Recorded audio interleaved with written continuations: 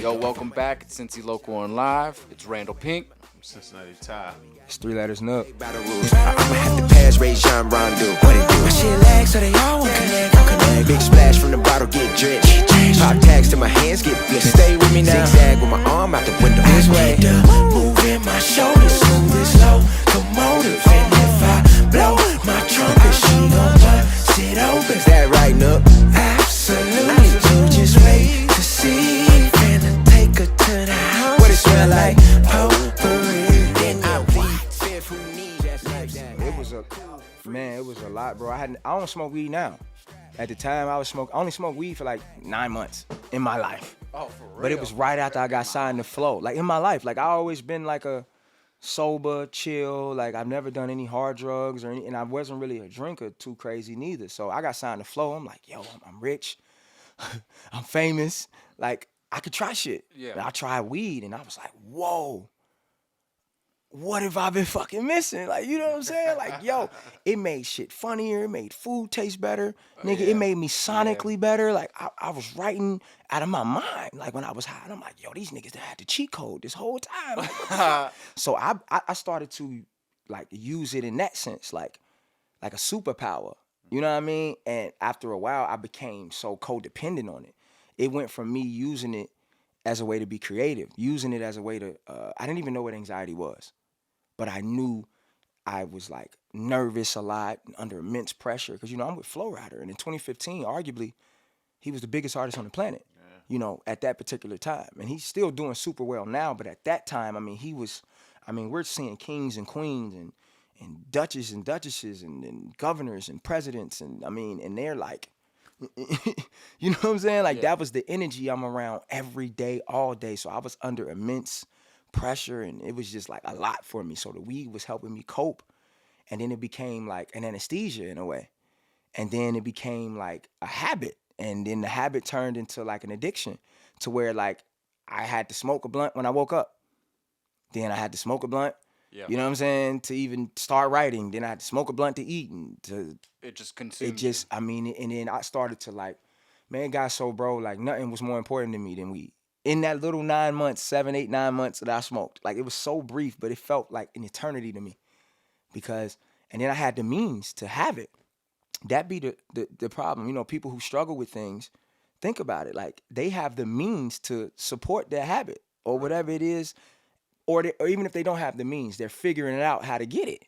Right. So just think if they have applied that mentality to their goal or work. what they wanted to accomplish or their work. Yeah. Man, they'd be out of here. That's the important. Cause look, I don't even have money to get weed, but I'm with Flo Rida and I'm me. So niggas was giving it to me. You know what I'm saying? And I had a Swisher Sweets situation at the time where I had all this free Swishers, and so it was just convenient. And it was to the point to where like, bro, I ain't never even said this publicly. Like, bro, I was doing features for weed, bro. Like niggas was like, what you want? Like, I'm like, shit. You know, I'd be like, man, you know, I fuck with you. I just pull up, but just have me an eighth and boo boo bop. It got crazy like that, you know, and I never want to be controlled like that ever again. The only thing I allow to control me like that is love. There you go. Never, I will never, and I haven't smoked since 2017. I remember, bro, we had just left Atlantic Records, and they had offered me something. This is like right before, so I had told y'all before, it was after I got signed to Flo. The first time I tried it was right before I signed to Flo. But I had a meeting out in LA with Atlantic Records. I left that meeting with a situation. You know what I mean? So me and my homies was in LA, we up, nigga, we out of here. So they were already doing it, recreationally, just doing it. And they like, and I'm like, I mean, I guess I could, I'm in LA, I never seen a palm tree before. You know, never been on, this is my first flight in my life. So I'm just like on cloud, you know what I mean? Whatever.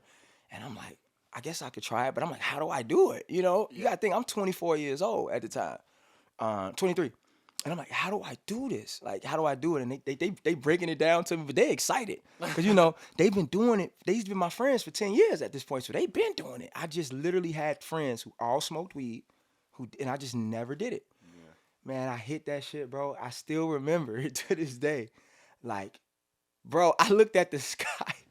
I looked at the sky, bro. I looked at the trees. I mean, I looked at everything, and it just was like different. I was just like, what is this? And I'm like, this is fire. Yeah. And it just had me like numb. Yeah, You know, it's almost like I felt every single thing about life from the day I was born into that moment. You know what I'm saying? Yeah. And I know that sounds like some trippy, Nah, it's secret, real. dark fantasy You remember shit. your first time? Oh yeah, for sure. Yeah, I think For everybody sure. remembers their first time. Man, that shit had me feeling like some Twilight Zone shit, but I loved it. It was more like the escape from. I think I was able to escape my own mind, Yeah. my own thinking process. Every day, every moment up until that moment, I was real intentional and particular about my choices and my decisions, and I was really insecure. I wasn't self-aware, so I wasn't free.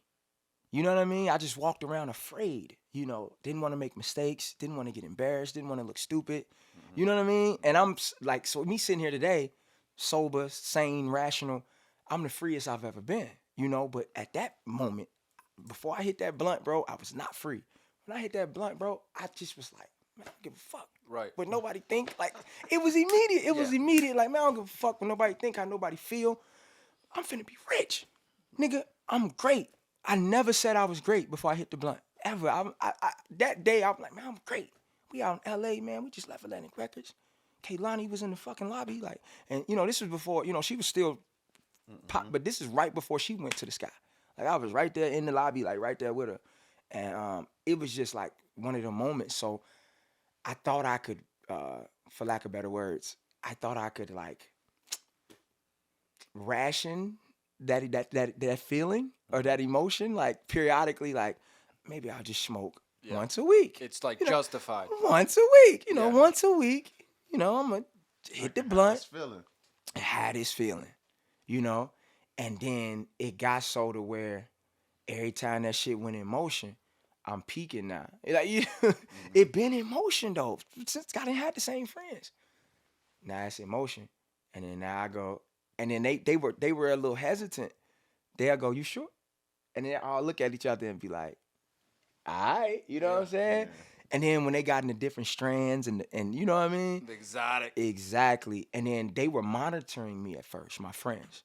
Like after like 2 or 3 puffs, they like, man, you good. Like, chill. You feel what I'm saying? But you gotta imagine, in that season, the dynamics of our relationship changed because my life changed. And that's what you don't know going into this shit. I got a couple of friends who've been in music groups. You know, my boy Mike River, he was in Mindless Behavior.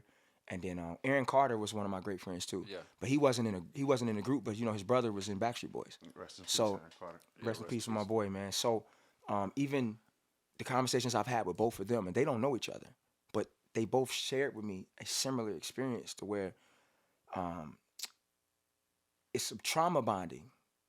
I think is the word my boy Mike used. Trauma bonding, where it's like you cannot see somebody for 10 years and then you get back around that person and everybody that used to all run together and y'all all go back into the roles y'all were in. Right. Even if you could be a billionaire, you could be, you know, whatever, and we all get back together. And then if you were the leader and you were the follower or you were the 100%. influence or you were the goody two shoes and you was everybody just slips right back into, and it fucks people up sometimes.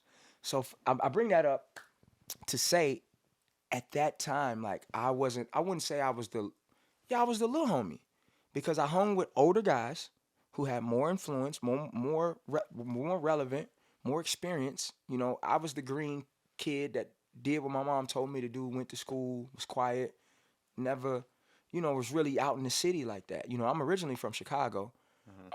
Didn't move here till I was 7 years old. And then moving here, I lived on the west side. I grew up on the west side, and then by high school, I moved to Springfield Township and ended up going to Wynn Woods. So did my whole high school career in Wynn Woods. By the time I became 18 and got out in the city, my friends went to Hughes and Woodward and Aiken and, you know, city schools, and they were already throwing parties and were already popular. But I met these guys in college.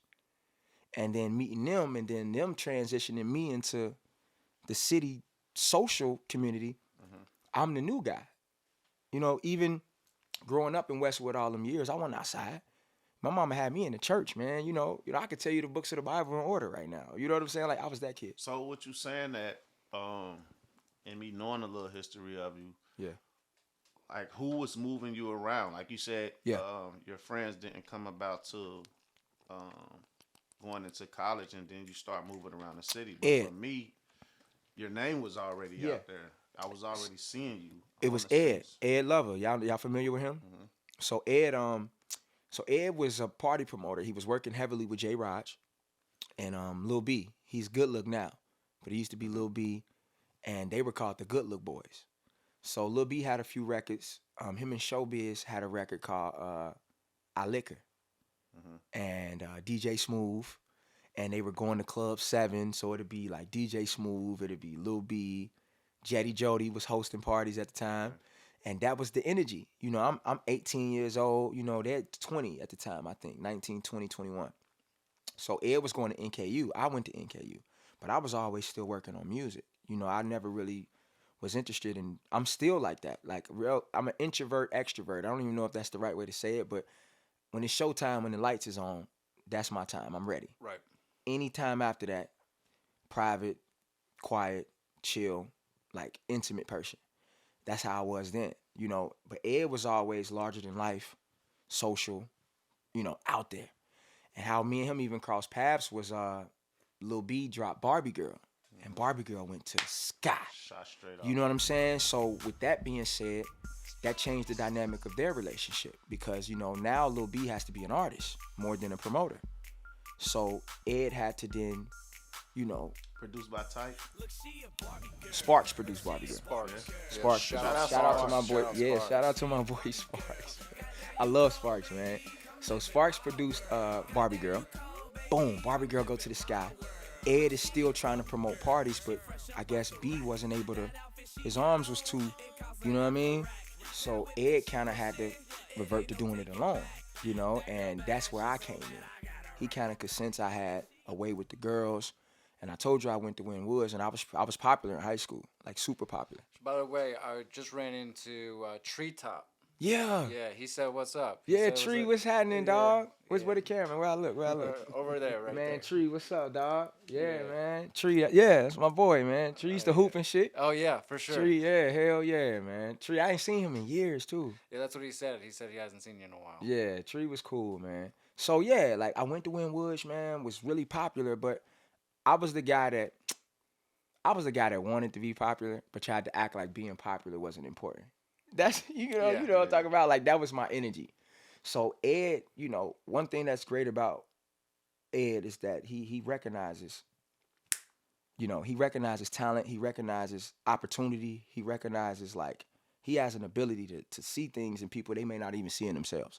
So he knew who I was before maybe I did, because he brought me in. I never promoted a party in my life. You know what I mean? Never really, my social media presence wasn't crazy. You know, I was an aspiring artist, had just left a group, had no momentum, no motion whatsoever. I just think he can identify with the fact that, man, I get with this kid, Yeah, the ear. we can make something happen. Yeah. So he brought me in on the party side. You know what I'm saying? Just on some, like, you know, showing me the ropes. But, like, he kind of did the same thing Flo did, just in Cincinnati. The same exact thing. So he, not only did he, like, start kicking it with me and having me work with him, but he was letting me behind the scenes.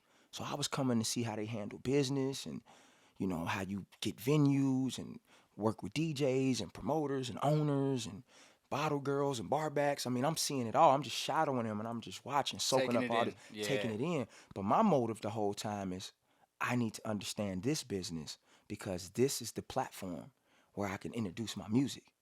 That's what it was about for me the whole time.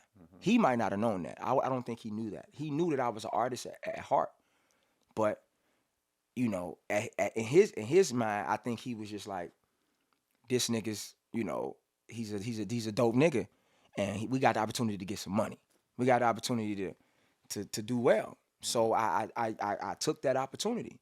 And so to answer your question, he took me around, man, and I was known as Ed Little Brother for a while. Like, before I was even known as Nook. You know, because we both light-skinned, we kind of look similar, so they thought I was his real brother, but just was my dog and took me everywhere.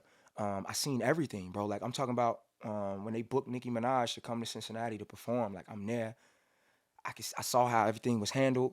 I mean, things that people don't have access to. You know, I walked in some rooms sometimes, bro, and it's, $50,000 on the table, and niggas is boom, psh, boom, psh, and I'm sitting there 18 years old, like, you know, whoa, like, okay, this is what I want to do, but with music. So I need to know him. So DJ Smooth, J Raj, Jetty Jody, you know, Lil B, you know what I'm saying? Like, I'm taking notes. Whole time, Eddie just full steam ahead. This is what he does. And he's 20 years old. You know, he's a young man himself. And make a long story short, we just became best friends. You know, we were together every day. He wanted me around him every day because he knew I was an asset to him. And he was an asset to me. But I also, you know, sometimes in being friends, I think people look for friends like that aesthetically fit where they are in life. If I'm a fly nigga, I want to be around fly niggas. If I'm an artsy nigga, I want to be around artsy niggas. If I'm a hoop nigga, I'm going to hang with hoop niggas. If I'm a rapper, I'm going to hang with rap niggas. And I think that's cool, but I don't think that's what it should always be. Right.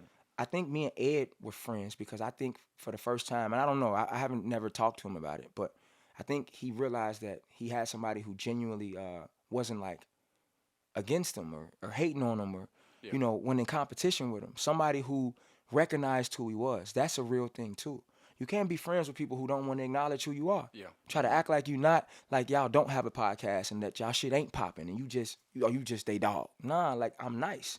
So I recognized who he was. I respected who he was, you know, and I think that made him feel secure enough to throw me a bone, for lack of better words, or to put me in position. Cause you're not gonna do that for no nigga that's hating on you or trying to, facts, you know what I mean, undermine you or, you know, and I think that's why we hit it off. So for lack of better words, that's what happened. And I figured out over years how I was then gonna navigate through the city with my music. You know what I mean? And that was my cheat code, man. I did everything. Yeah, but I'm saying, like, before I got a chance to be respected as a rapper, I was just Ed friend. Like, literally, that was what I was being called. Like, man, oh, that's Ed friend. That's Ed little brother. Oh, that's, you know, and then it would come around and Ed would have to introduce me, you know, to the same person 3 or 4 times. Like, oh, yeah, this Nook. And this Nook. To after a while, they're like, oh, what's up, Nook? Yeah. Oh, what's up? You know, and this is just in general. But, man, I'm going to tell y'all something about God and, like, life.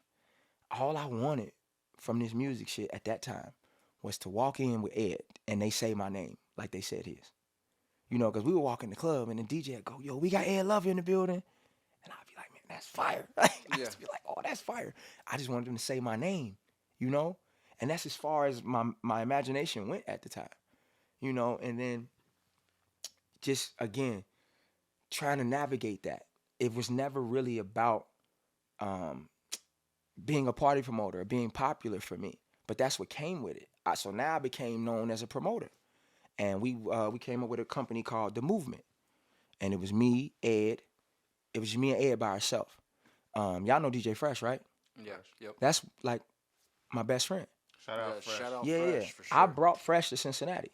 A lot of people don't know that. A lot of people think me and Fresh got cool because I did well, he did well. It makes sense for them to be friends. No, we were broke, sharing clothes, hungry.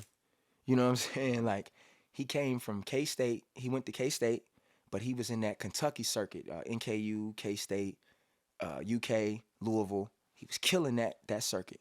Ed's killing Ohio. Like, I'm just, like I said, Ed friend. But I've gained a little respect, and now I'm being known as a prevalent party promoter here, but not a rapper yet. You know what I mean? And I had a record that had some momentum. I don't know if you remember my song Natty Dance. Yeah. I hate even talking about it, but it was on some Silento shit. Okay. Way back when though. But that's what I was wondering, because see, for you was right there in doing what it was that you was doing. Mm-hmm. But even on you popping up on the scene, for me it didn't seem like it was that long. It was like, all right, that's Nook right there. Yeah. Like, I mean, because it was what was it, Bandcamp at the time? Yep. It was Bandcamp. They were doing International, Bandcamp, International, all in. Yeah. Scally was always killing it. Calico was killing it. It was crazy. But see, that's what I get, that it looks like that. For me, it took long, bro. Mm-hmm. It wasn't like a For me, from '08, you gotta think, Natty Dance didn't drop to 2010. It dropped in November 2010. I met Ed in 2008. You see what I'm saying? So 2 years. Yeah. I'm trying to figure out and navigate. And the only reason Natty Dance blew up is because I won a talent show at UC. Oh. UC had a talent show. You remember how it was back in the day? Man. UC had a talent show, bro, and I won the talent show. And what you win from the talent show was a free video, and you can get your song played by, I think it was either DJ Diamond or DJ Smooth or DJ Skills or somebody important. And I won the competition. So I got my song played. And once it got played once, It just took off. and then once the video came out, it took off. You know what I mean? So that was right around the time we met Fresh. So maybe I did have a little momentum as an artist and respect. That was a dope era, man. Yeah, that was the best. That was the golden days of since. I mean, that was the best. BCE. Yeah, I want that. I want that back, bro. Oh. I want that era back, but I'm not here anymore. You know, to be responsible. I don't think I was responsible then, but I do know what me, Ed, and Fresh did here. I think you know. I think it was dope. Like I think we was on some Golden State Warriors shit. You know, Yeah, I remember Fresh first coming in the game too. Yeah. Like that was. he was with us. Oh man. He was with us. So just imagine, Fresh identifies with a whole different culture than I would. But he started with me. I was his first artist he ever worked with. Like he was my DJ first. Because how we met him was, you know, I told you, so me and Eddie got so lit.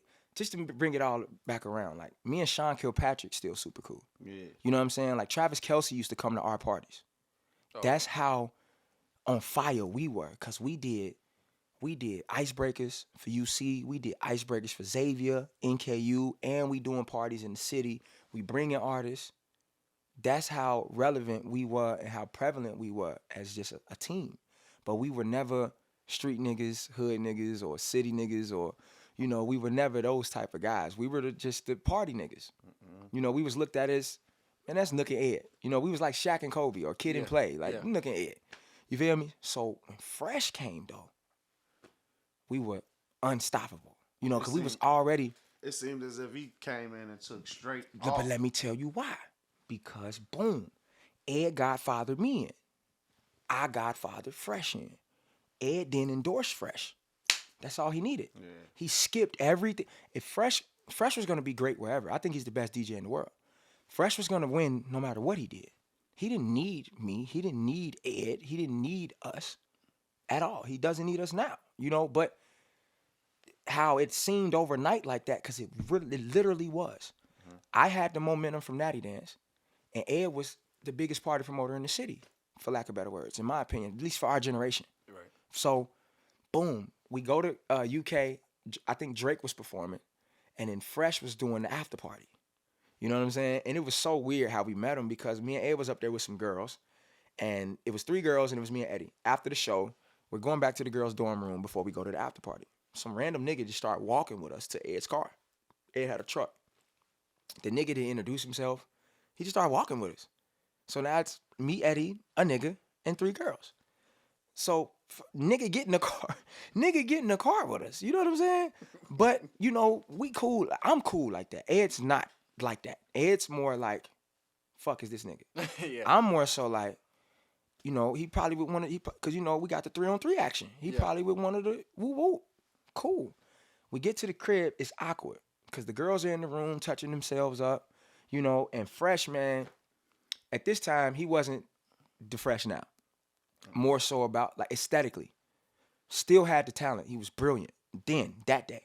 But he didn't care about his appearance. And he knows. Like, we joke about this shit all the time. Like, he knows. Like, he didn't care about his appearance. So he had on, like, this sleazy white tee, you know, these, like, Jabot-looking jeans, maybe. I don't even remember what sneakers he had on. He might have had on some Griffies or something. You know that era. But it was just, and he had on, like, a snapback with it strapped all the way to the last notch. So it was dangling like this. And he had it cocked to the side backwards. Like, he looked crazy. He looked crazy, right? So he's sitting there, and it's quiet.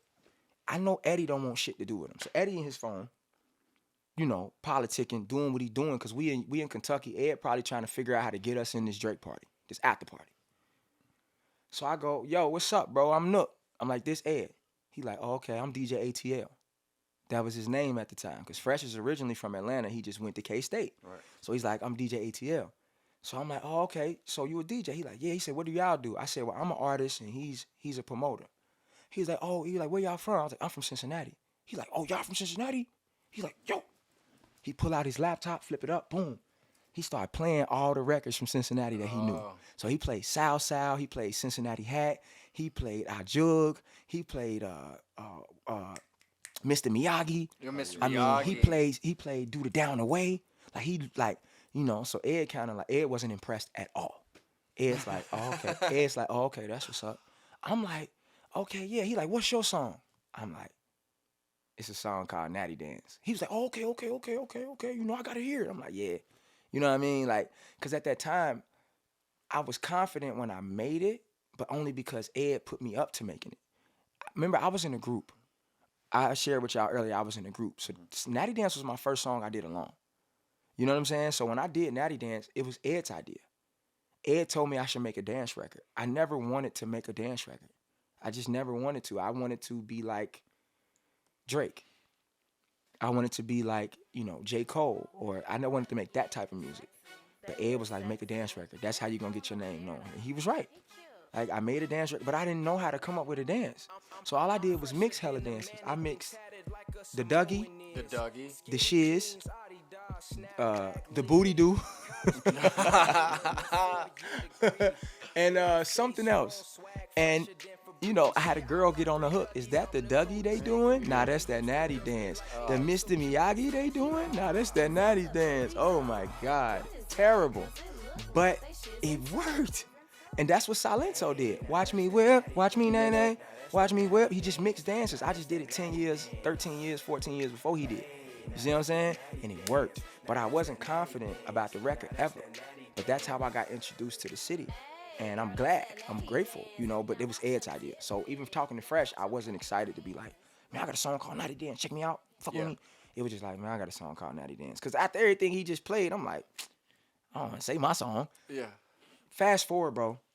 He like, so what y'all on tonight? We like, man, we trying to go to this Drake after party. You know, all the UK players gonna be there. You know, DeMarcus Cousins and, you know, John Wall. He like, man, them my niggas. Fresh like, man, them my niggas. And me and Ed looking like, bro, you don't know these niggas. He like, man, I DJ the after party.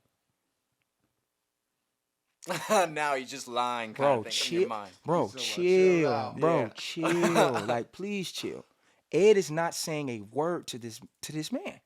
So he's dead serious. Fresh was like, no, I DJ the after party tonight.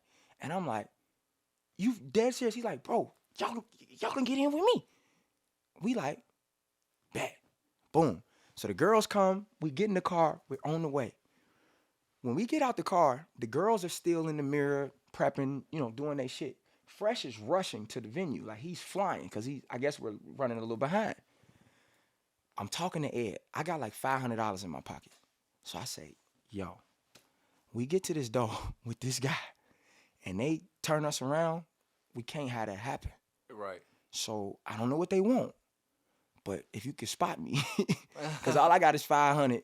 If they want a band or whatever they want, because, you know, at this time, this is John Wall, this is DeMarcus Cousins, this is Drake, and I never seen a line around the block like this, bro. Like, I mean, still to this day in my life, this is a college party. But, you know, you know how big Drake was at UK and John Wall, and at this time, John Calipari, this was monstrous. So we walking past all these people, and Fresh is just, I'm talking about walking fast as fuck, like, You ready to get like, it done. dead ass. Yeah. I never seen this in my life. And this is one of the most beautiful moments of our friendship because it changed everything. I think all our lives changed this night. Fresh got to the door, security guard pulled a mic out his back pocket. I never seen this. Mind you, DJs DJ'd at this time. There were hosts and there were DJs. There wasn't, at least not in this demographic, not in the Midwest. Man, them fucking pulled the mic out and handed it to Fresh. And he's talking from outside the venue.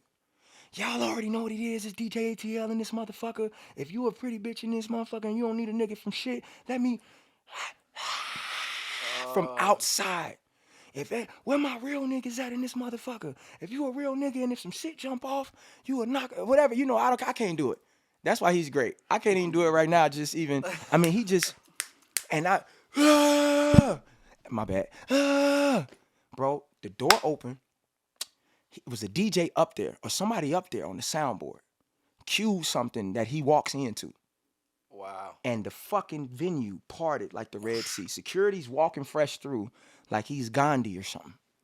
And the security guard stopped me and Ed at the door. Like, didn't give a fuck about us.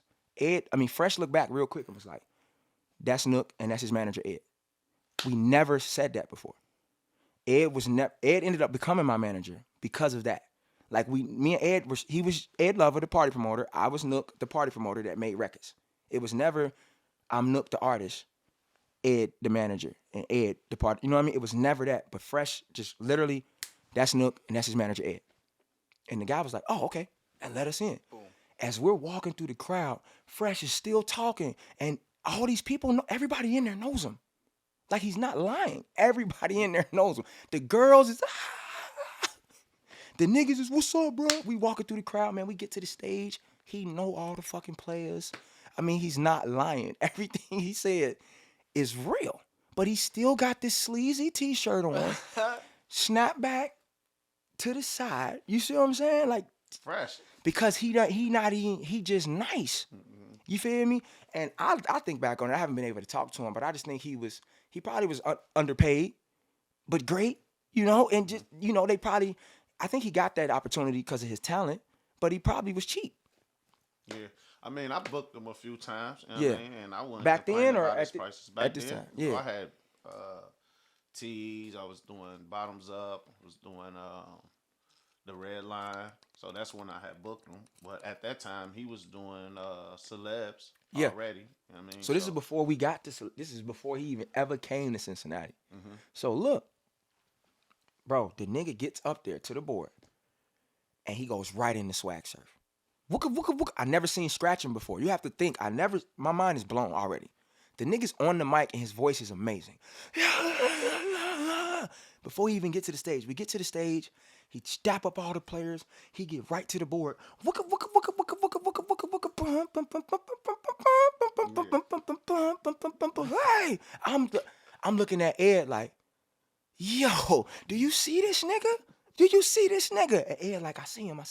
But Ed still like, I'm like, Ed, you not? Do you see this nigga? And he go left to right, and bro, it's the biggest icebreaker I ever been to. So it's just all these people, man, I got this swag, my head match in my bag. And then he went into playing Candy Lady by Gucci. The beat, I remember this verbatim. You know, she the kind of girl that a nigga like. He going to that, but he does he does the instrumental, and he does Lloyd, Lay Your Head on My Pillow, vocals. And look at me, and you know, when you look in your eyes, ooh, and you girl, and with that, girls, bro, best thing I tapped Ed. I said we have to get him. I said we cannot leave here without him, and that's how it happened. So, you know, to just bring it all around, man, I got Fresh's information that night, and he was eager to come to Cincinnati, and I told him straight up, like, just come, nigga. You don't need nothing. Just come move with us. So he came and lived with us for like a year. And then, you know, he did a few shows with me, and Ed got him introduced certain places. And bro, that's a phenomenal story. Yeah, man. That's crazy. Yeah. So Fresh got with us, and he was with us. I remember the day he changed his name to Fresh, because he was DJ ATL. We were all sitting down. He was like, man, I need a new name. You know, and he was like, and he went to a name that I just didn't think he was. Like, you know, he like, I'm gonna be Fresh. I'm like, first of all, nigga, you need to work on You need to work on that. And secondly, nigga, it's another Fresh. And I'll never forget it. He was just like, I don't give a fuck, nigga. I'm Fresh. And I was like, bet. And then we were all trying to come up with a name. And that's how we came up with the movement. I hated it. The movement was a hashtag everybody was using at the time. I don't know if y'all remember. Everybody was going hashtag the movement. Whatever they were saying, like if that was the vibe, hashtag the movement. I hated it. But Ed and Fresh vetoed me. They were like, we gonna be the movement. I think that is so trash. But we ended up being the movement, and we became that triple threat. So I started hosting with Fresh, and how I got more respect as a rapper, Fresh, I would write a verse to a relevant record. Excuse me. And then Fresh would once a night drop that instrumental. You know what I'm saying? Mid me hosting. A lot of people don't know that. That was the secret formula. So Fresh would be DJing, he's killing it. I'm hosting with him, but he don't really need me to host because he's a host. So he has a mic, I got a mic, and we're just doing Mad Frog on Sundays. I just seen DJ Marv the other day too. So shout out Marv too, man. I just seen Marv. So to bring it all together, man, we just figured it out together as a team. But Fresh trajectory changed a lot faster than ours. You know, Fresh, I mean, he just, and he started like, I get why Ed was mad. You know what I'm saying? Like, Fresh was just like, we'll have a party and Yo Gotti will come in town and somebody will call him and Fresh will just not do our party and go do the Yo Gotti shit. You know, Ed used to be, I mean, I used to have to keep them, you know what I mean? Because I'm just like, yo, well, Ed, I mean, it's Yo Gotti. You know, you want us to do this college second Saturday icebreaker shit, or do you want him to potentially, I don't like how he communicated it either. I don't like that, but it's last minute, but opportunities last minute. Yeah. He gotta go get it. He's growing. But I would go to Fresh and be like, come on now, Fresh. Like, this your 5th or 6th time doing this. You gotta find a better way to navigate and not just do us like that. Cause now we're disposable. But I never took it personal. I never felt like he owed me anything. Make a long story short, Fresh making that transition to, you know, celebrities, that was the best thing for his life. You know, cause that's how he met Quan. And I remember Fresh calling me. I know y'all supposed to, it's like I'm giving the DJ Fresh biology. But no, it's just we were there together around all of that shit. And me and Fresh used to talk about our lives changing all the time. We were hungry, we were broke, you know, eating ramen noodles and, you know, sharing hamburgers. You know what I'm saying? Like, trying to figure it out. Like, didn't really have any relevance, truly. You know, even in throwing parties, we was just them niggas that threw, you know, it really wasn't like how All In was and Beat Gang and, you know. But that's crazy that you would think that, because on the outside looking in, it wasn't that for us. Okay. And I say us because I was part of the crowd, you know, at the time, even though I had some things going on. It's different when you're in the crowd or you're not throwing the show and versus what's going on the stage. You know what I mean? If you don't know, you know what I mean? I just had a select group of friends who were very in the mix, you know what I mean? And kept me relevant around what was going on. So, like I said, on the outside looking in, it was like, oh, them dudes right See, there. we didn't, damn, that's my first time. We thought we were the underdogs, bro. We never felt like we were respected like everyone else, even though we're doing all this shit. I got the hottest record, one of the hottest record, because, nigga, after I dropped Natty Dance, Showbiz came with Thank God. Yeah. And then motherfucking Scally came with Boneyard Junkie. So I'm just like, fuck. Like, you know what I mean? So, and then Eddie, he was killing. I felt like we were a triple threat. Fresh DJing, me as an artist, Ed as a promoter. We were killing it, but I just think we always got looked at like. It's crazy. But that's what kept you hungry, though, as well. You know what I mean? Hell yeah. We felt like we had something to prove. Yeah. So every time Fresh would go do something with another promotional group or at another venue, it would upset Ed because he's like, man, we got to stick together and, you know, drop bombs.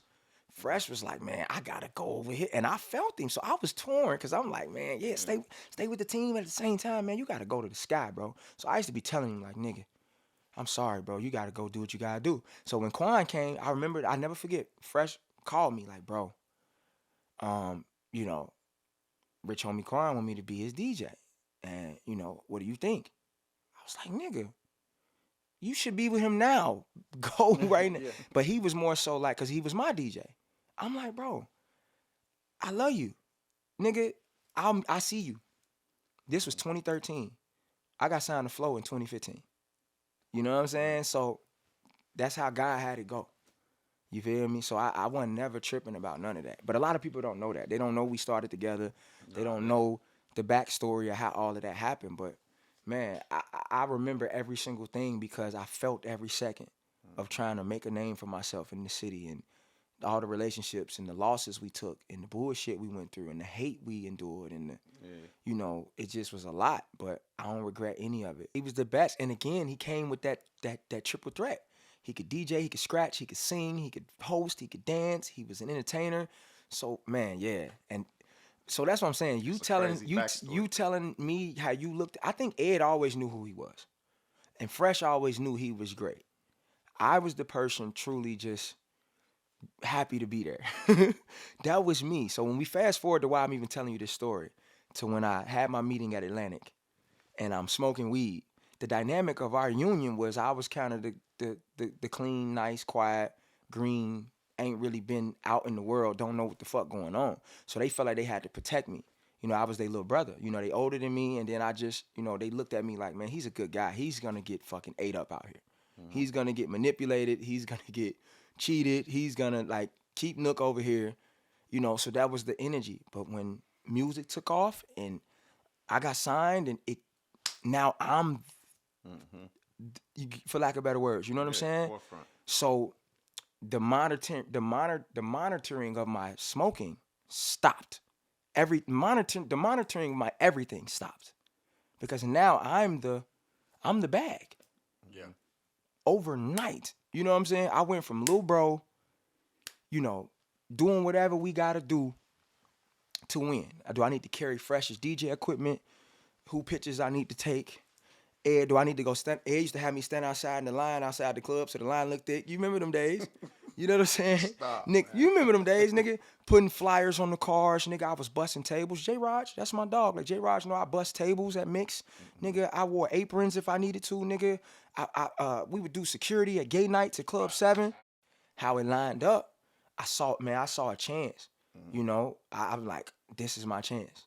And it worked. But I did whatever I had to do. You know what I'm saying? And that was my energy. So if I got to stand in the line, remember back before Instagram and all of that, nigga, Right. you was putting the flyers on the cars Yep. and shit. Yep. Handing niggas flyers, Yeah, man. that was my thing. That was my energy. But when that was my energy until I got signed. Like I never, no matter how many records I had in the city or how relevant I was, I still did whatever it is I had to do for the gang, for the betterment of the team, because I was about us winning. I was about us all getting there. Right. And I knew together we were unstoppable. So, but when I got signed, Flo like, it's you. Flo like, nah, no, you don't need to be doing none of that shit. I remember that conversation specifically, like, you worry about too much. Yeah. You need to worry about this. You make music, you have talent, you have a gift, this is what you do. Don't think about the other shit. You know, and I was young, naive, and eager, and I wasn't listening to him. I thought he was hating on my friends. I thought he was hating on me. I'm like, what you mean don't worry about that? You mean don't worry about my people? Like, man, you crazy. Fuck out of here. Like, that was my energy. Like, but what he was trying to get me to understand was, if you don't take care of yourself, how can you take care of them. anybody else? And you have an opportunity here, a life-changing opportunity. And it needs all your time, energy, and focus. And if you don't have the ability to understand that, then this opportunity is not going to be what I know it can be for you. The full potential of what it is. Exactly. So, yeah, man. So take us back to that of you actually getting signed by Flo. Like how did he hear about you, or how did you get in the right room and the right situation come about? Okay, so at this time, Natty Dance came out in 2010. This is 2015. This is top of 2015, like January. You know what I'm saying? I had just dropped a mixtape in November called I Couldn't Make This Up. I'm, you know, probably, I would say I was the hottest person at that time, personally. You know, I mean, Butter always had momentum. Scally, I think he's the best. Like, you know, I love Scally. You know, Lantana was on fire. So forgive me. It was fucking Lantana. Sorry. Let me get that clear. It was fucking Lantana. But I'm just saying, my energy at that time was just like, they're like, oh, we got, like, it's him now. Like 2010, I was the new nigga. You know, 2011, it's like, oh, he got another one. 2012 is like, oh, he's still here. 2013, like, this nigga ain't going away. 2014 is like, well, what he finna do now? His boy signed to Quan. You know what I'm saying? How is he finna? Lantana just went to the sky. You know, it was more so like, everybody knew me, but what's finna happen? And I recognized that. So everything that I went into writing in 2014 was like, I was intentional with like, man, I'm finna be one of the best in the world. Like, I'm finna do it. And I wrote a record called Playing with the Pussy, man. And I don't even talk like that. Like, that's not even my energy. But again, like, back to Natty Dance. I didn't want to make a dance record. I never wanted to make a song called Playing with the Pussy. But I heard, rhythm is a dancer. I need a companion. Girl, I guess it must be. Jeremiah. I said, I need to make a song like that. That's what I heard. So I went to a producer. Y'all know Season? Season Colt. He not here no more, but he was like best friends with Juice WRLD. Okay. Y'all gotta check Season out, man. Shout out to Season. He was in a group called Them Dudes. So at the time, I'm 23. He's 17 or 18. But I already was hip to them. I thought their music was dope, and I'm like, I need a beat from them niggas. I had already been working with Sparks and Tight and, Young X, guys in the city. But I'm like, I need this pop, R&B, fun shit. So I went in there with an idea, and I'm like, yo, you heard that song by Jeremiah? Don't Tell Him? He like, yeah. I'm like, I want something like that, but I don't want to swagger jack. Like, I don't want it to sound nothing like it, but just that energy. And he was like, well, how you feeling? And I was just like, man, I got this melody in my head. I can't get out of my head. And he was like, well, give me the melody. And I was just like, it goes, doom, doom, doom, doom, doom, doom, doom, doom, doom, doom, doom, doom, doom, doom, doom, doom. And he like, all right. So he go to the board, doom, doom, doom, doom, doom, doom, doom, doom. He had to, doom, doom, doom, doom. And I'm sitting there like, ooh, you feel me? And then he added a doom, doom, doom, doom, doom. Doom, doom, doom, doom, doom, doom, doom, doom, doom, doom, doom. And we sitting there and we making the beat. And I put this, my brother was there. My brother PJ, shout out to my brother PJ, man. My brother was right there. We had just got off work. I'm a working nigga.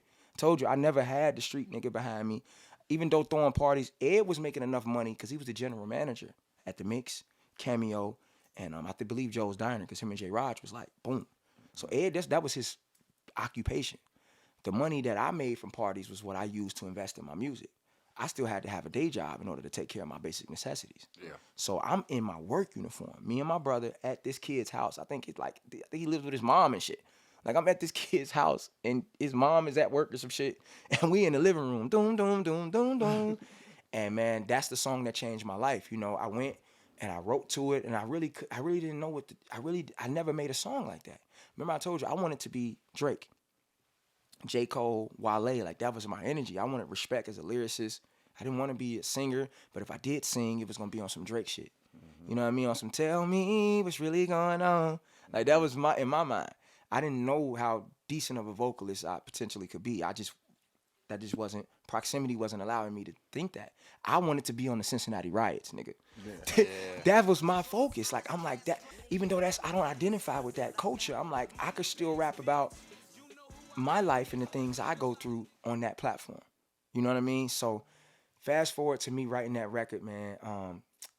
I didn't know what to do, y'all. I wrote to it every day for like 2 weeks. Just the hook.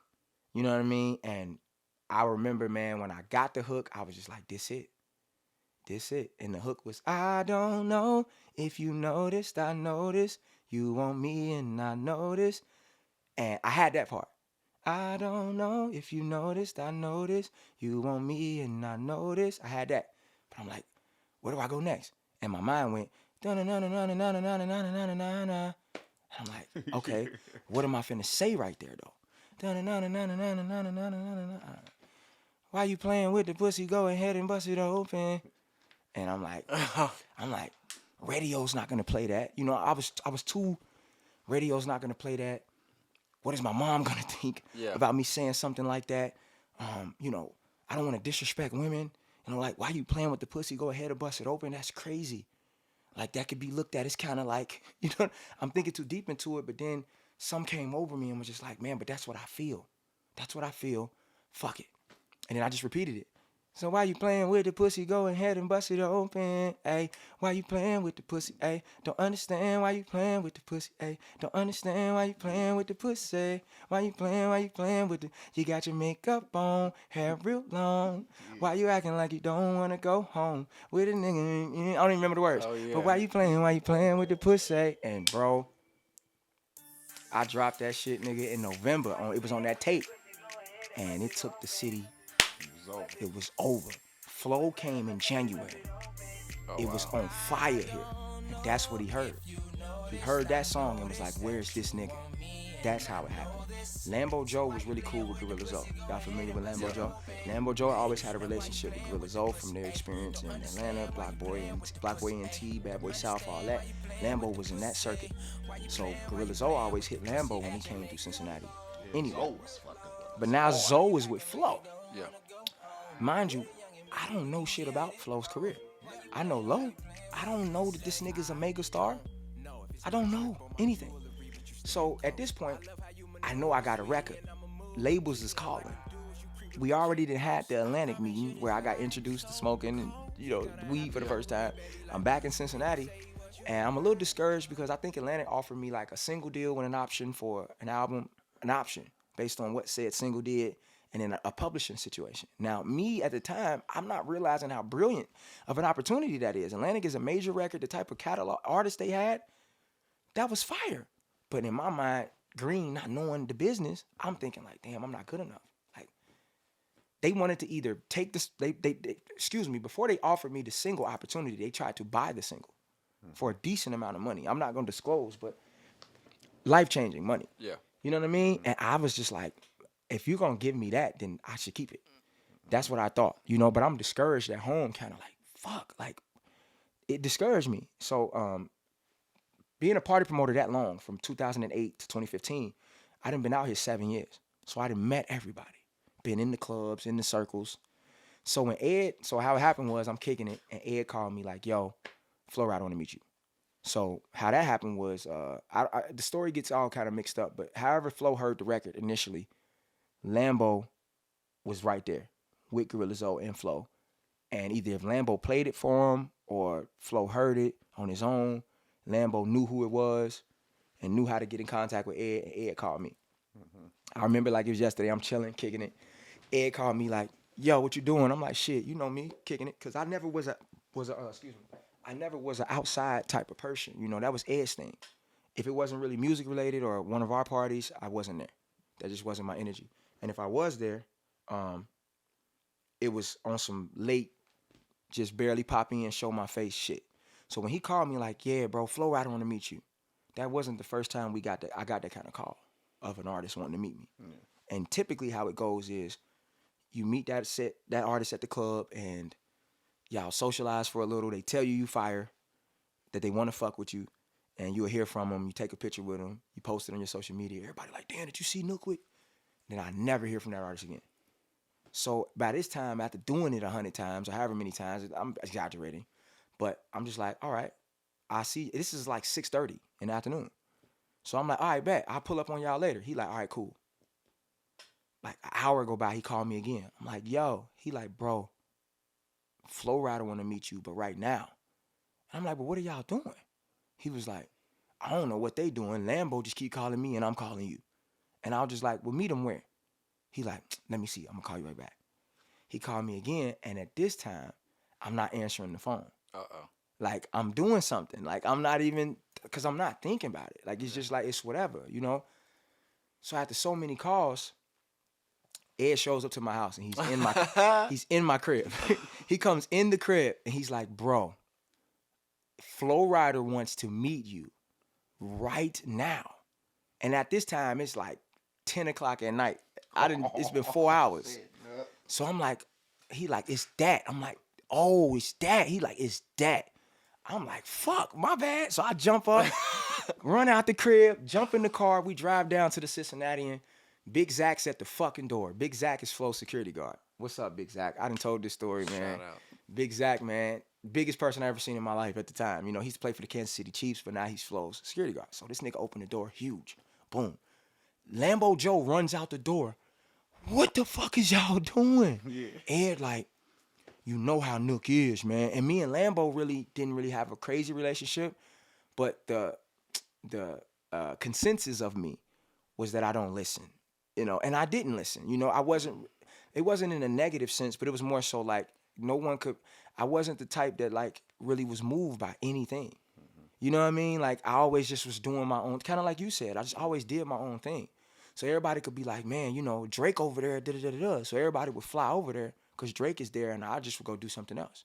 Not to just not be like everybody else. I just wanted to, when I meet Drake, it be appropriate.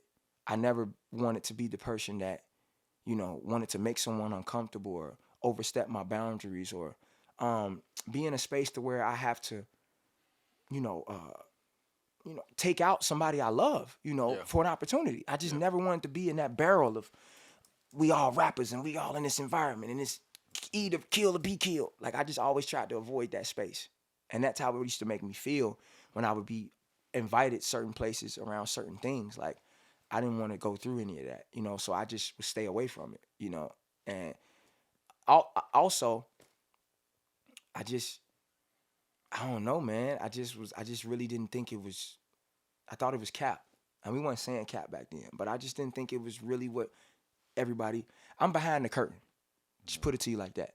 After 8 years of being on the Cincinnati scene and in the circle, I was behind the curtain and I realized that a lot of the gatekeepers and a lot of the people who were pioneers or who were in the front and had leadership and influence, a lot of that stuff wasn't what everybody thought, you know, and I'm not talking about no one in particular, but that's how the industry, that's how the business, that's how it is, you know.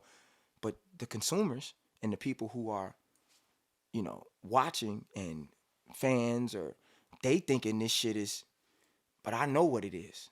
And that don't interest me. You weren't sure what the intentions were. No, it wasn't even intent. It was just, I thought it wasn't real. I thought it was a show. Like, I just didn't want to be, I'm still like that. Yeah. Like, I don't want to be a part of the show. I don't want to be a part of the cap. I don't want to be a part of misleading people. Or I'm not going to, going over there is going to make people believe something that isn't true. Being in that space is going to convince people something that I can't stand on. It's not going to be real. It would be a lot of those environments, like, come meet this person, and then people post that picture, and it's like, stay tuned. Right. Yeah. I didn't never want to be a stay tuned nigga. Yeah. Stay tuned. We working. I never wanted to be that nigga. Nothing wrong with being that nigga. It just, man, if it ain't real, then it ain't for me. So I did it already. After 8 years of being relevant here and having momentum, I had showed up to them every time somebody called and pulled up to the whatever and got the picture and got the momentum and the clout from the city, but it wasn't real. I'm back at work, mad, pissed the fuck off with no opportunity. You know what I mean? So by the time I got the Flo call, I got a record. Atlantic already done said to me what they said to me. I'm trying to figure out what I'm finna do. So I just wasn't, but Lambo, so that's what Ed meant with, man, you know how Nook is. Because maybe Lambo may have called me about something else and I ain't go. Like, that was just, I wasn't showing up. Like, I wasn't going to nothing unless they ready to really, really be on that. And I'm like that today. Like, you know what I'm saying? Like, I really ain't moved by the narrative. I could do that. I think I would have way more followers. I'd be a lot more relevant here than I am because, you know, I'm out of sight, out of mind. I haven't lived here 9 years. And, you know, within proximity, no one's keeping me relevant here. So if I'm not here to keep myself relevant, they have no idea what I'm doing. You know, but there's things I can do. Like, there's places I can be, relationships I can exploit, opportunities I can take advantage of to where everybody think I'm hot shit and think I'm that nigga and say it's me. But I know who I am. I know what I've done and I know what I do. And I'm content and comfortable with that. Yeah. Right? But even now, that could be detrimental to my career because you have to get out here and you have to, you know, show people. Right. I just never been good at talking about myself, showing people who I know and what I've done. And, you know, just like I told y'all what I'm doing after this. Yeah. I don't make a Facebook status saying that type of stuff or, man, y'all wouldn't believe who just called like, that's never been my thing. Right. So I think that was biting me. Yeah, it was slowing you down a little bit. It's slowing me down now. Yeah. You know, because I try to, every time I say I'm going to get out of it, like, man, I'm going to get out of that shit and get more in the, I just get back in the, I be so focused on the work, on the art, on the music, on the brand, on the business, that I don't care if you get it or if you get it or if you believe me. I'm not trying to convince anyone. And that's the problem I struggle with. You know, and then I don't like the switch. I don't like that when you didn't know, you treated me like shit. And now that you do know, you treat me like gold. I don't like that. Right. I don't expect anything from anyone but respect. Respect me, and I'm going to respect you. It doesn't matter about who I am or who you are. Like, we're people, and it should just be love. You don't have to make me feel significant. I don't need to be special. But you don't have to shit on me either. Right. And I be at war with that energy. Like, so that's why I just stay clear of that type of shit. So back then, that's what he was referring to, man. You know how Nook is. And Ed, I know when he see this, if he see this, he gonna be like, because, you know, I probably was a headache for him. You know, he was trying to be my manager, and he was trying to get me to talk to people and meet with people, and I just wasn't interested. You know, so it was like hell trying to, you know what I mean? Because I would give that said person a chance or that opportunity or go to wherever meeting, and they wouldn't follow through. You can't trust nobody's intent, man. It's always they follow through. Yeah. And, you know, niggas weren't following through. You know, people in general just weren't following through. I had been let down enough at that point. You know, I'm going to finish the flow story, but I got taken advantage of, man. You know, they take advantage of eager people. People can sense he's hungry, he's eager, he's excited, he's impersonable. Like, I could tell him $1,000 and he's going to pay it. Yeah. Even though that's not what I usually charge people, or I'm not even worth that. You know, and I'm not to say what someone's worth, but you get what I'm trying to say? Yeah. Like, I've been through that where I found out, damn, this videographer got over on me, this artist got over on me, this producer, this engineer.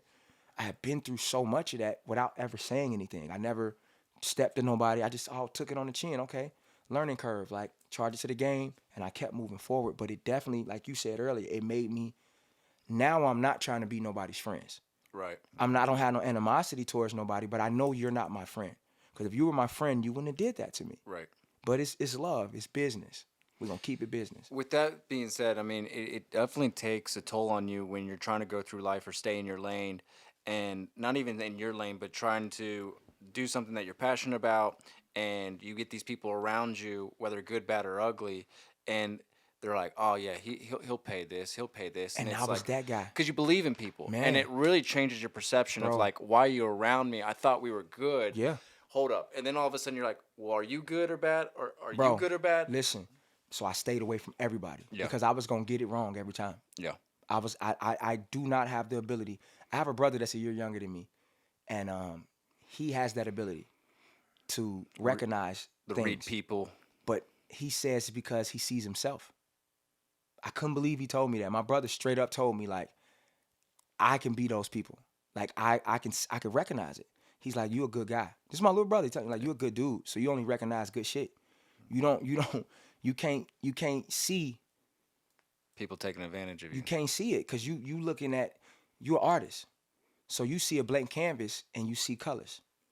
That's how he was breaking it down to me. Like, you could see a bent up pop soda can and you see art.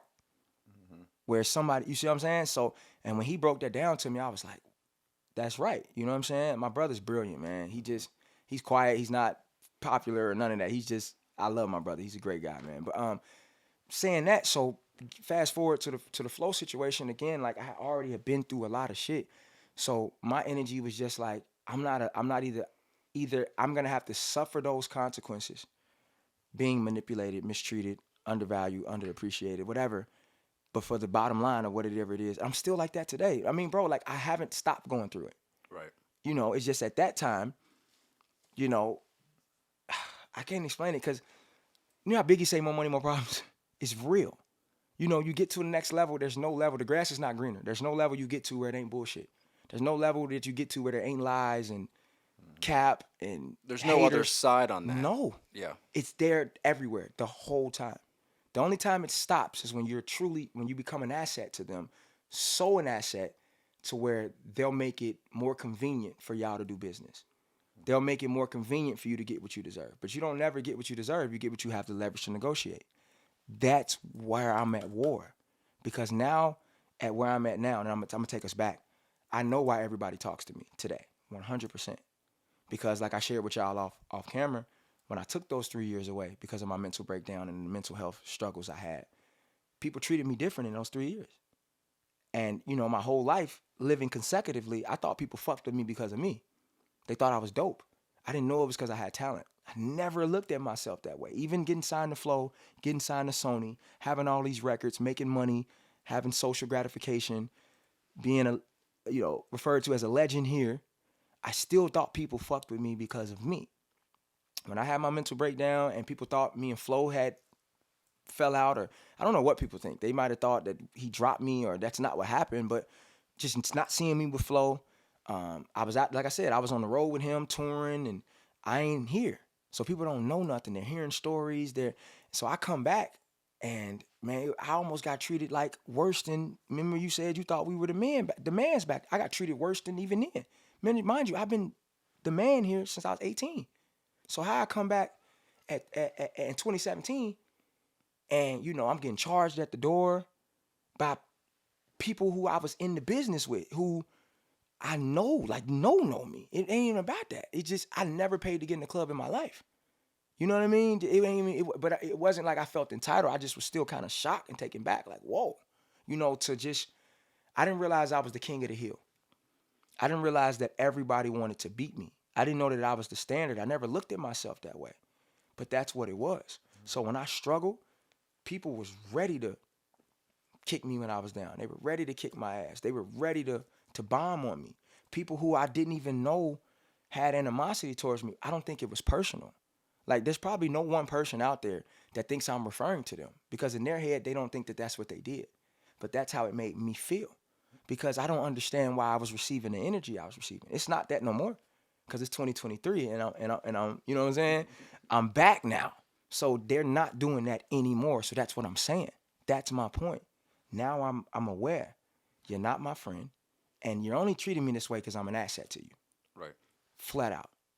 So now that that's understood, ball game. Let's do it. You see what I'm saying? But back in, when I met Flo, you know what I'm saying? I was taking it all personal. That whatever I felt. And I had this chip on my shoulder, and I didn't really trust anybody. So getting there to meet Flo was crazy, because I get to the door, Big Zach, man, opens the door, Lambo Joe comes out. Like, what are y'all doing? And Lambo Joe comes out like, what are y'all doing? Ed's like, man, you know how Nook is. And I'm just speechless. Like, I'm just looking like, boom. So we get on the elevator, it's dead silence, because Lambo's just like, Lambo's pissed. Ed's probably pissed. I mean, yeah. And I'm laughing still because I'm silly like that. Like, I'm kind of just like, you know what I'm saying? Like, not really taking it serious, because at the end of the day, I stand on my choices. I really don't deal with too much regret, because I'm a thinker. I think a lot about the things I do. So when I make said choices, I stand on that choice. I made the choice to not come the first call, not come the second call, and then not acknowledge my phone when he called however many times. So if Flo Rida doesn't want to fuck with me, that's what it is.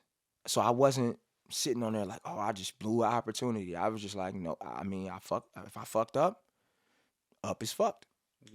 What are we doing after this? Like, that's my energy, like on the elevator. And so we get up, boom, we get out the elevator, man, and we get to the room, and Zach opened the door, and Gorilla Zoe was right there, man. And that was what I'm like, yo, this is Gorilla Zoe. And he like, what's up? He like, what's up, man, Zoe? And I'm like, yo, Nook, man, bro, like, man, what's up, man? He like, shit, I can't call it. I'm like, yeah, okay. Yeah, he like, man, I'm like, yo, like, I'm like, yeah, this Gorilla Zoe. Ed, like, what's up, Ed? Boom, we go in there, we sit down. It's weird, because I know everybody. What's so crazy about this story is that I know everybody now. Everybody that was in that room, I've known them 9 years now. But at the time, I'm the nigga that just had Flo Rida waiting for 4 hours. So even I'm processing it now more than I did then. Like, walking in the room, I'm still walking in. Yo, what's up, Nook? What's happening, Nook? How you? Pleasure to meet you, Nook. Hey, I like them shoes. Okay, bet. Yeah, bet. Okay, hard. Boom, boom, boom. Just being normal, but they kind of just like, yeah. Flo not even in the room. Flo get the not to be transparent too much about, but Flo get the big, where it's sections, and he in a room, we in a room, he in a room, like off somewhere. Mm-hmm. So it's his role manager, it's his lawyer, his stylist, who all was in there, man? His security guard, a few acquaintances. Like, it's about 25, 20 people in there, something like that. And, so now we just kind of sitting there, and it's just like, I don't know nothing at this. I mean, nobody's saying nothing. After about 5 minutes, Flo comes out. And when Flo walked out the fucking room, mind y'all, I haven't seen the nigga. Like, I just have never, like, I think I may have seen him once in my life, just period, just in life, like on TV, just once. I think I may have glanced at the TV while the Low video was on with him and T-Pain, like in my life. And that song came out, I was like 15, 14 or something. So I knew, I had an idea of what he might have looked like, but it wasn't registering. So when this nigga walk out, 6'4", 6'5", I'm talking about, I'm like, and then he was glowing. Y'all got it, you know what I'm saying? I've only seen this 3 times. Flo, Michael Jordan, and Arnold Schwarzenegger had that glow. Now, I've seen Drake, but I wasn't close enough like I was to Mike, Flo, and Arnold. But it's certain people, man. I don't know if y'all have ever experienced it. Flo ass was glowing, bro. Glowing, like. Y'all ever heard Allen Iverson talk about Michael Jordan? Allen Iverson when y'all get a chance, it's a clip of Allen Iverson talking about the first time he played against Michael Jordan. And he was standing next to him and he was just looking at him. And he said he was glowing, like, oh, I promise you that's real. Flo, no disrespect to Zoe. I love Zoe, but it wasn't the same feeling. I was more excited to meet Zoe though. Like I didn't know about Flo for real.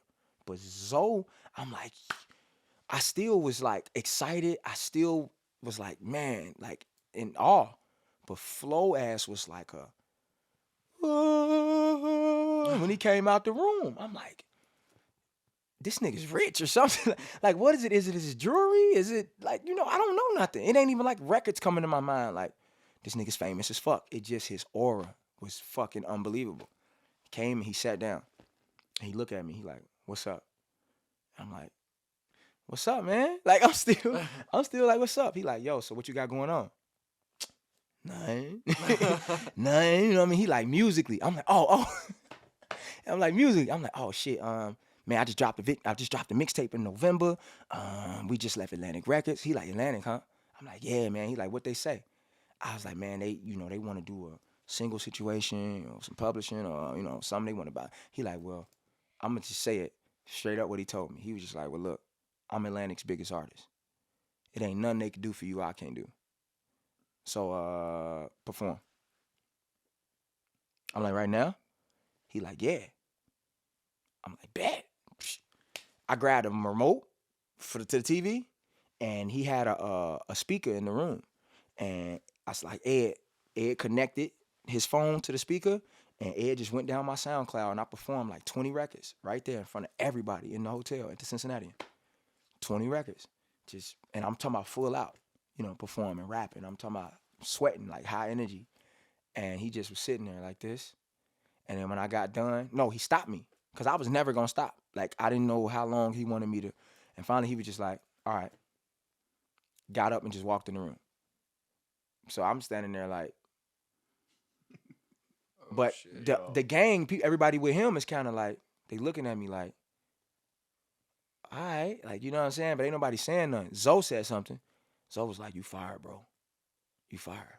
And I was like, girl, Zoe thinks I'm fired. I'm like, oh, shit. You know what I mean? But I really wasn't worried about what Flo think. I'm honest. I didn't, like, when he went in the room, maybe it was my ego. Like, I don't have an ego today. I don't have the ego I had then. Because I've matured, I've grown, I've experienced, I've lost, I've failed. And I've disconnected from the entitlement or needing validation. So there's no ego at this point. It's all about being grateful now. And, man, like, wanting to grow, wanting to learn, wanting to win, but at the same time, wanting to be free. So ego can box you in too and change you and manipulate how you interpret and see life. You know what I'm saying? So it might have been my ego. Like, I just didn't give a fuck if they liked it or not. I truly did not. So it wasn't like when he went in the room, I felt some kind of way, or I just was like, well, maybe he doesn't think I'm dope.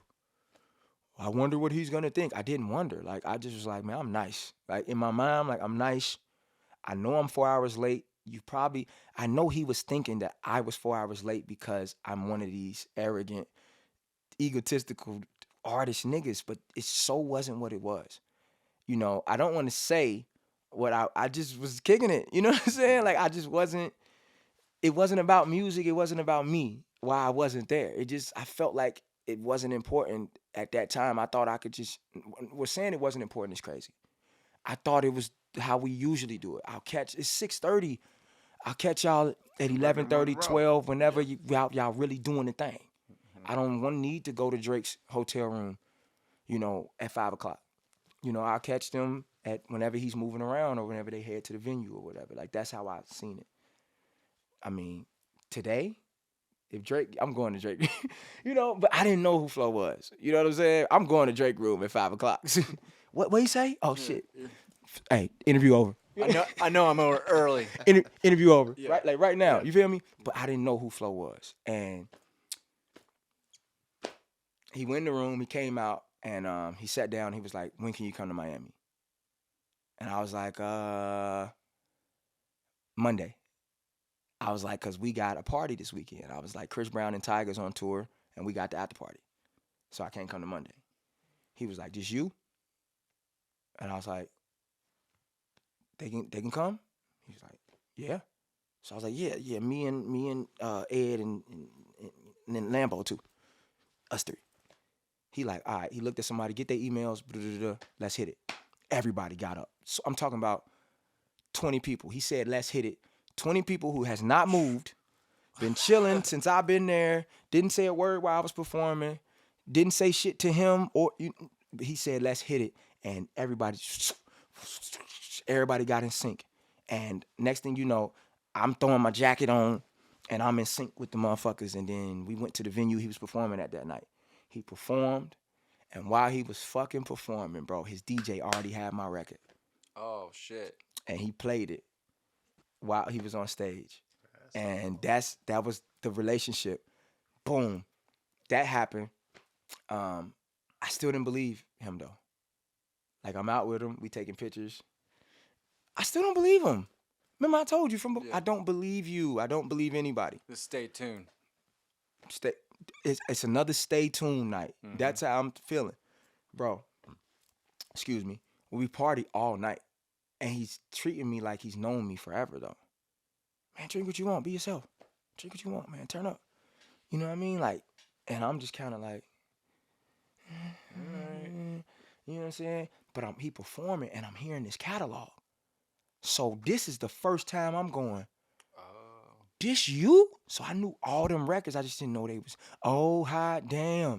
This is my jam. Yeah. We can party in. I'm like, that's you? Hey, I heard you was a wild one. I'm like, yo, that's you? Then I heard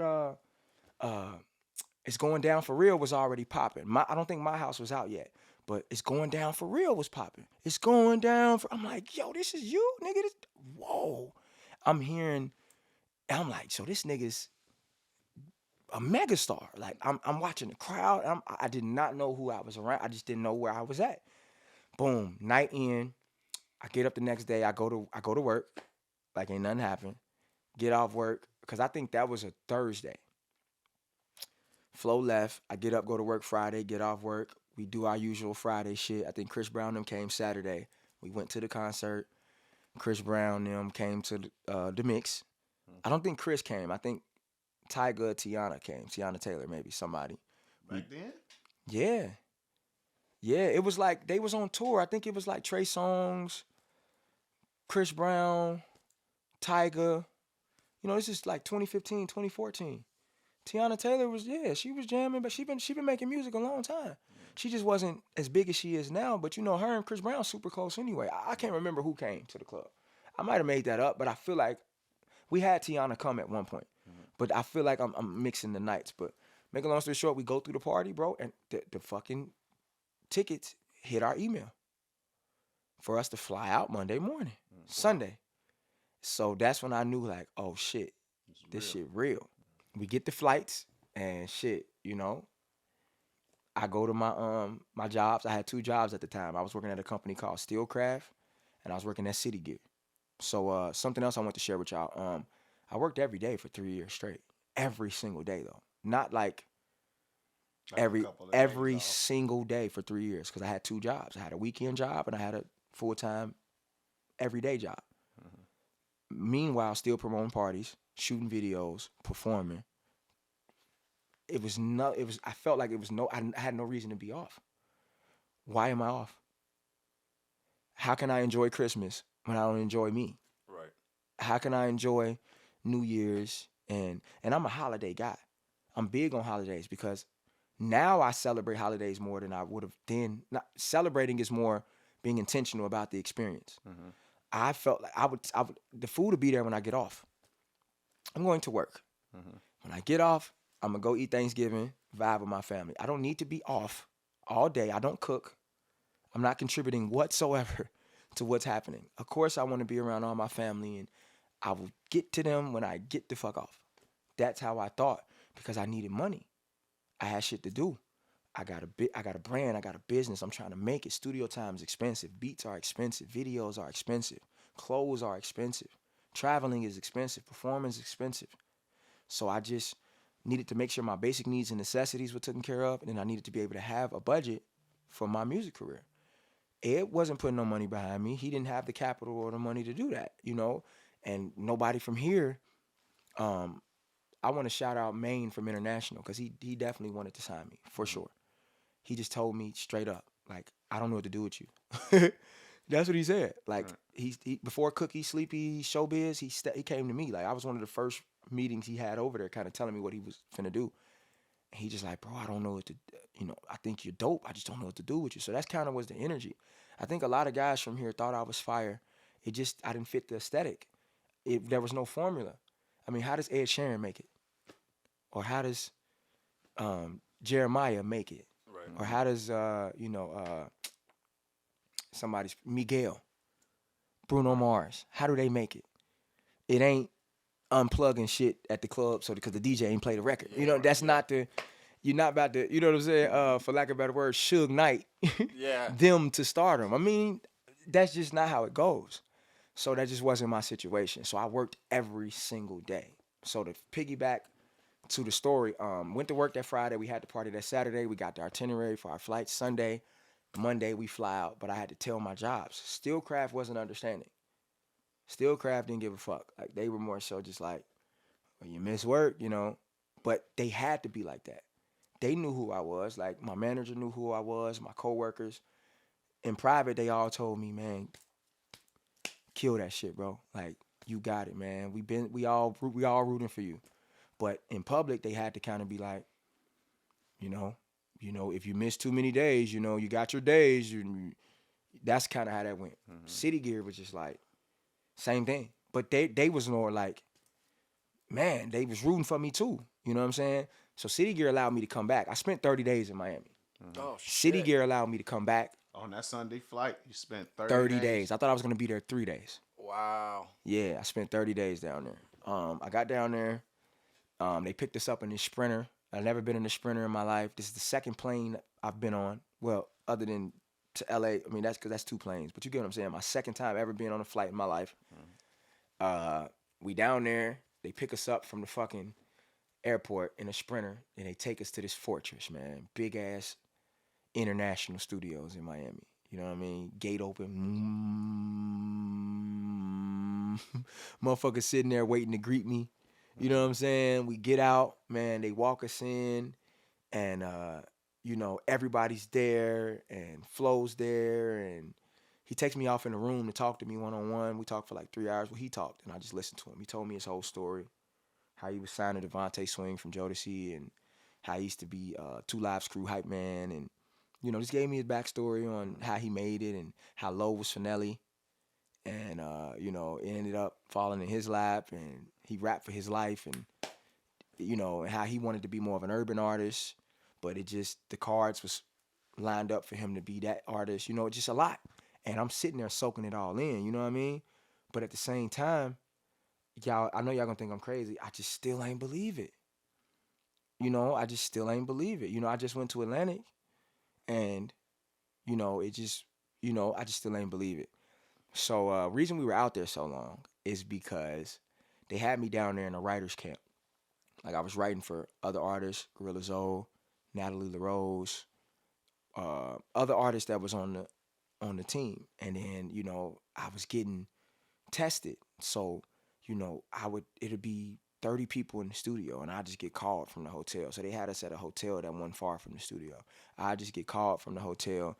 We'd pull up, and it'd be all these people sitting in the studio waiting on me.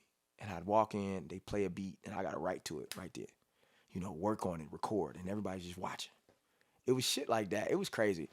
That was the most exhausting. Other than my mental breakdown, and when I went through like psychological shit, that was the hardest thing I ever been through in my life. That was pushing you to your limits. I hated it. Yeah, I hated it. I hated every day of that shit. I hated it. But like you said, it was more like a writer's camp. Yeah, it was a writer's camp, but it was like, it was hell.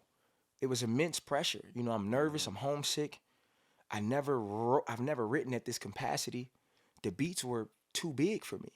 You know, like I told you, proximity is dangerous. You know, you could think you jamming. You could think you really getting off. I was not ready for the caliber of quality of the engineer, the speed of the engineer, the quality of the beat, the quality of the mic was fucking with me. You know what I'm saying? It was just all too much. And, you know, the whole city now knows I know Flo Rida and that I'm in Miami. Bring it home. Bring it on. You know what I mean? Girls is flying, bro. Girls were flying to Miami. A lot of girls. Yeah. The days that we're out there, like they're flying, bro. I'm talking about it's like I'm a rock star. I ain't even signed nothing yet. It's just, that's the energy. So I hated it. And this is when I developed anxiety, I believe, because I may have always struggled with it because I played basketball. My brother's a great basketball player. I'm decent. You know, my brother thinks I'm great, you know, and I have friends who are in the NBA who also think I'm great, but I never thought I was ever as good. I know I'm not NBA good. Not that great. But my brother always tells me how good I am. But my brother excelled. He did well. AAU won championships, did all that shit. I never was able to do it because I would get nervous. Like I could go to a rec or a Y and drop 30. You know what I'm saying? But when it was showtime, when it was game time, I didn't have the courage. Like, I don't know, I nutted up when the lights came on. So I may have always struggled with anxiety and couldn't really get it. But this brought it. You know what I'm saying? Like it was crazy, y'all. I mean, it was happening so fast, bro. Like I'll be in this room writing with this artist on this type of record, but this is some Pitbull type shit. Then I go to this room and then this is some Rick Ross type shit. Then I go to that room and that's some Drake type shit. And it was all so fast and back to back. And it was just, and you know, Ed and Lambo down there, you know, trying to make me as comfortable. They telling me to relax and trying to get me to chill, but I couldn't. I couldn't sleep. I couldn't nothing. Like I couldn't eat. Like I was struggling, y'all, because I was trying to do my best. I wasn't trying to fuck up the opportunity. You know what I'm saying? But it wasn't fun at all. But I didn't have to be down there that long. Flo would have signed me the first day I was there. We just didn't know. So, do you know why I was down there that long, bro? I'm thinking I need to prove myself to them. They're trying to impress me. Wow. That's what that was? So I'm thinking I'm in a fucking concentration camp. No disrespect, you know, for lack of better words. I'm thinking I'm like they thinking I don't approve of shit. So they like, tomorrow, have him in there with. Yeah. They thinking I'm coming in there after all the work I did day 2. Like, they beats is all right. That's not the energy. But they been sent the paperwork and we just ain't checked our email. Wow. So you down there 30 days trying to impress them, but they're trying to impress me. So every day that I'm going to the studio and I'm having to write with different artists, they trying to bring me quality artists to show that they're capable of having me with these type of people. I'm thinking, fuck, they got me in here with such and such today. It's another test. It's another test. Every day has to be, you're nailing it for them to feel like that next day that they have to bring you somebody. Exactly. Or no, they were taking it like, who does this nigga, all the energy from them was, who does this nigga think he is? Yeah. From the making them wait 4 hours. I made them wait 4 hours. Now I'm in Miami and the contract is in my email and I ain't said shit. Wow. You get what I'm saying? I'm not understanding, bro. So every day I'm taking it like, man, they trying to finish me down this motherfucker. Like, if this was this shit gonna be like, I don't think I want to do this shit. I hate this shit. But whole time, they trying to show me everything they could do. Like, nigga, we got writers like this, we got producers like this, nigga, this how we coming. And finally, nigga, I just happened to check the email. Me or Ed. He was in my email. Ed was playing the role as my manager. He didn't check. I didn't check. We going out with Flo every night. Like, Flo's not in the studio. He only was in the studio that one day. The other time I'm down there, Flo's still touring and doing shit. So he'll be gone 2 days. He come back. That was another thing, too. He'll be gone, and things were different when he was gone. It was a lot more quiet, a lot more chill in the studio. But I'm still there every day. But when he's there, it's a circus. Boom. So we going out with him every night. Because not only is they trying to impress me. Impress is a good word. I think that's what it was. But I'm not looking at myself like that. Like, you're Flo Rida. Gorilla Zoe. You know, like, y'all, what they got to impress me for? I never looked at it that way. It wasn't until it was communicated to me after that. I was like, nigga, we was waiting on you. We didn't think you fucked with us. I'm like, what? No. Like, Man, I'm check thinking, your email. It was after this conversation happened after I signed. So I'm signed at this point, and I finally got told that they thought I wasn't fucking with them. But no, bro, I just thought I was, and it was still what you were saying also, but it was mainly they thought like I would have basically they were testing me, but I passed the first day. I passed. So all the other testing that happened was more so them. The test got harder because they thinking I wanted to be. They may have thought that I didn't think what I just had wrote or did work, who I worked with didn't suffice for me. Wow. So they're like, we got to go bigger. And all of it was too much for me. Bro, that is some crazy. Does that make sense? Yeah. It does So make I sense. checked my email. Me and Ed are sitting in the room one day, and I checked my email, and I'm like, bro. Nigga, they sent the contract 17 days ago. He like, get the fuck. He looked, and you know what I'm saying? We went, we need a lawyer. And that's what we went into it. And then, you know, you got people that say I shouldn't have signed to him. You know, if so many people was calling. I mean, it was so many people calling us. People from Ed's family, people that love Ed, people from my family, people who love Lambo. I mean, it was a whole thing. You know, we knew other artists within the industry. People from Atlantic was telling me not take the deal. You know, it was just a lot of that. Oh, man, even the lawyer was like, the lawyer flat out was just like, man, I don't like the deal. The lawyer didn't like the deal that they offered me. Now, I don't know enough about deals to know if this is a good deal or a bad deal. But one thing I do know from experience after being signed multiple times since that situation, no deal is the same. There's no standard deal. I just personally don't believe that. So when somebody goes, oh, that's standard, what's the standard? Because what you allocate and what you allocate is going to be different. Now, what I may be willing to offer may be the same. But what you are able to leverage is based on, you know, our relationship or what you've accomplished. Right. So it'd be different.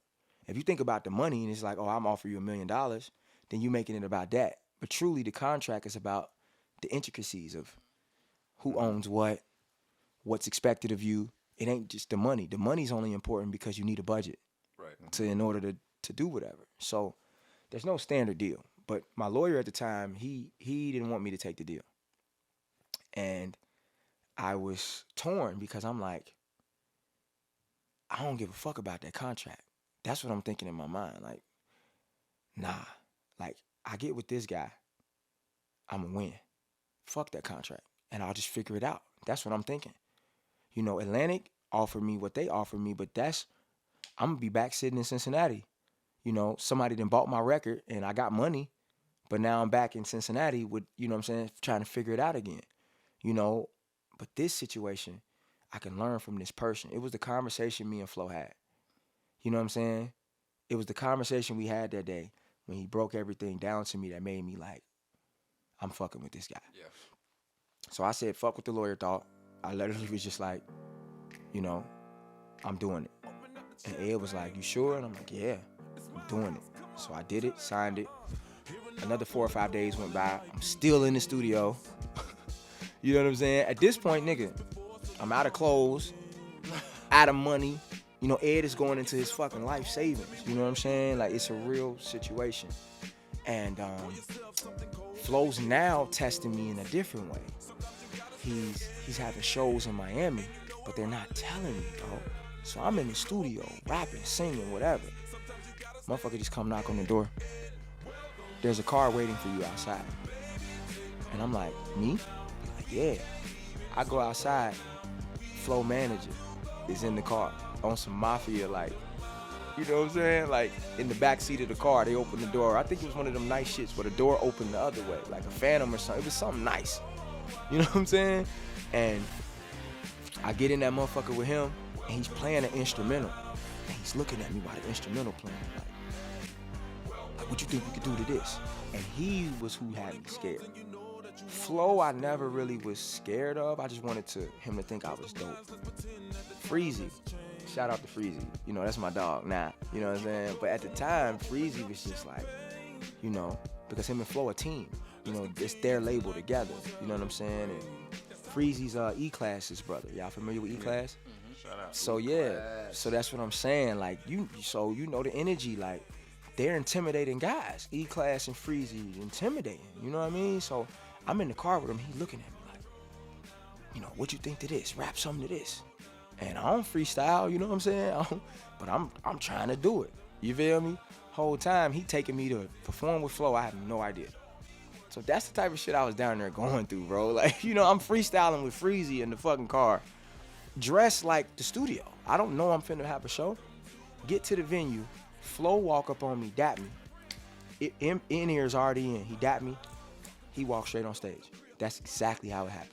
So I'm standing on the side of the stage just like, oh, they must want just me to be here, you know? I'm the new artist that just got signed just to be here. After he did about 4 or 5 records, I hear my song. Dun dun dun dun. Dun dun dun dun. Dun dun dun dun. And Flo fucking knows the words, nigga. Yeah. I don't know if you noticed, I noticed. He's singing that shit. Yeah. And he bring me out. I want to introduce y'all to the newly signed international music recording artist, all the way by the way of Cincinnati, Ohio. 3Letterz Nuk. I walk out there with a bucket hat on. My shirt was all sweaty and dirty, so I took my shirt off, throw the bucket hat back on, and me and Flo kill it. If I can find the footage, I'm gonna get it to y'all. Oh, yeah. We kill it. It's a shot of us stopping right on the dime on a certain part of the song. Like, he's coming from one side of the stage, I'm coming from one side of the stage. This is his first time seeing me perform since the hotel. And in front of people, he's never, so I don't know if this was a test or he just knew I was capable, but no idea. No idea. I'm recording, right? We don't know what's happening next because we signed the paperwork 4 or 5 days ago. We don't know what's happening next. We signed it. Now what? They just had me keep going to the studio every day. This particular day, car waiting on you outside. Freezy looking at me. Freezy looking at me like, you know what I'm saying? And I'm just sitting there like, check it. Yo. Terrified, man. You know, man, get to the fucking venue, nigga. Flo it's like he thought I knew or something. Like, he dapped me like it was normal. What's up, bro? Go right on stage. He performed. Next thing you know, I hear my record. He bring me out. And it was a part where I think the verse, man, it's so long ago. I think the verse was, allow me to introduce myself. My name is, she already know me. And she the type to have the pussy for sale. Something like that. And it's a break in the record with a beat cut. And me and Flo were walking from opposite directions. And we stopped at the same time. Like, he knew the record. And we were in sync immediately. And it was a beautiful moment, bro. And then leaving that show, I went back to recording. So I thought, I go back to the studio, I'm in there recording, somebody else knocked at the door again. Hey, can you come upstairs to the office? And I go upstairs to the office, and it's 50 people in there, cameras, and champagne, and they did the whole me signing and Flo signing and Freezy signing, and let's take it. I mean, it was a whole thing. And that's how it happened. Bro, that is so, some great story. Yeah. People don't know any of this stuff. That's what I'm saying. So when you see the video, it's a video. If I could just show it to you, I could just show it to y'all now. It's a video, bro, where like I just got on like a white t-shirt and like some joggers or something. I'm not prepared for what's finna happen. Like, I'm not prepared at all for what's finna happen. Question being, yeah, if you had to do it again, yeah, with knowing, would you prefer for it to have been that way or for you to been prepared for the situation? prepared for the situation. Man, I don't like being confused, man. Yeah. Hell nah. Like, I mean, I'm grateful I was able to, like, sustain, but it was the hardest thing I ever been through. Like, I've realized a lot about myself in that situation. I'm my best when I'm aware of what's going on. So that's why you know how me and you have been communicating. Like, I'm very precise, and I'm gonna communicate. I'm always gonna ask. I'm gonna always be sure. Like, I was up early today, wanting to like, I'm like that because I know I don't do well On the spot. on the spot, but I do though. Right. So it's a catch 22 because I preach that you're not gonna always have a heads up. That's what make you great. So, you know, somebody can hit me now about something. Today I'm ready. I'm now. I'm ready all the time. Back then, hell nah. I was not ready. The difference between today and then is that I know that I'm not gonna always have the chance to be ready. Does that make sense? Yeah. Back then, I thought life was about being prepared, being ready, having time, understanding. Hell nah. You know, some of the best things that are gonna happen to you is gonna happen to you, boom, and you gotta be ready. Take it and run. So today I can sit here comfortably, still wanting a heads up if I could have it, but if I don't get it, I don't need it. You know what I'm saying? That's what make it different. Well said on that. And let's tell the people where they can find you. Man, y'all can find me on everything. The number 3, the word letters with a Z in UK. That's 3Letterz Nuk.